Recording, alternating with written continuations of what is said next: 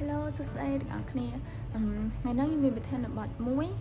đang gì tại tôn cho mùi nắng dân chùm ném phép khai hàn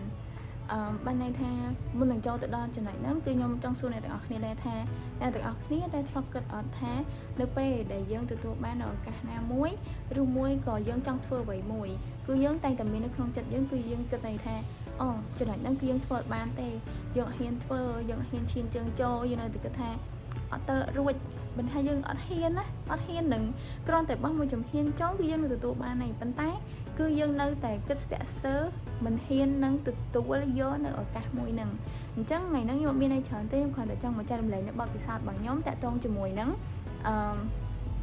cái gì chi bị sang lì bánh tái nơi trong ngày nắng cứ nhóm mình chỉ nhiều sang lì tới cái nhóm gì bị sang khai tê còn tại nhóm trong trái rầm lét chỉ bao bị sạt bằng nhóm cứ ở từ bốn nó pe từ bốn cứ nhom ở hiên về thì cứ bên đây tha dương ai kịch bán dương research dương thơ ấy ban ở chim sang lệ bán tách còn là thác đời sao tại dương ở top ban ăn what gì chim sang lệ hoàng ấy dương ở ban ăn what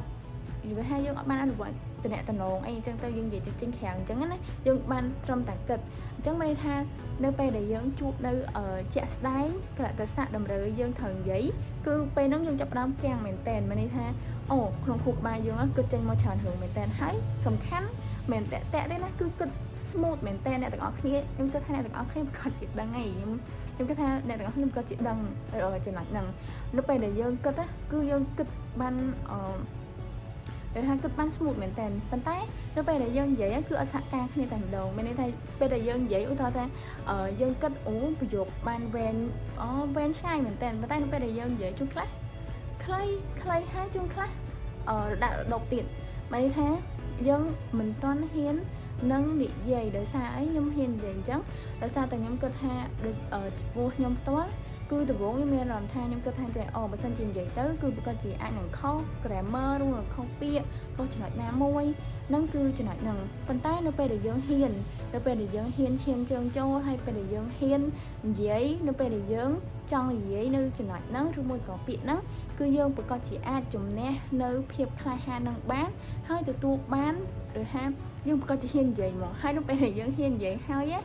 គឺចំពោះខ្ញុំផ្ទាល់ណាគឺមានអារម្មណ៍ថាគំនិតគឺទូលំទូលាយហើយយើងមានអារម្មណ៍ថាពិតជាមានមោទនភាពខ្លួនឯងមែនតើជាចុងក្រោយខ្ញុំសូមអរគុណថ្ងៃនេះខ្ញុំមានតែប៉ុណ្ណឹងនឹងជម្រាបលាទាំងអស់គ្នាហើយនឹងសូមឲ្យអ្នកទាំងអស់គ្នាជួយ Subscribe Channel YouTube របស់ខ្ញុំម្នាក់មួយផងដើម្បីទទួលបាននៅវីដេអូថ្មីៗបន្តទៀតដែលខ្ញុំធ្វើការនិយាយតាក់ទងជាមួយនឹងតើខ្ញុំបានអនុវត្តនៅប្រមាណចំណុចនិងចំណុចអ្វីខ្លះដែលអាចធ្វើឲ្យខ្ញុំបានអនុវត្តនៅការនិយាយភាសាអង់គ្លេសបានរលូនបានសូមអរគុណជម្រាបលាបាយបាយ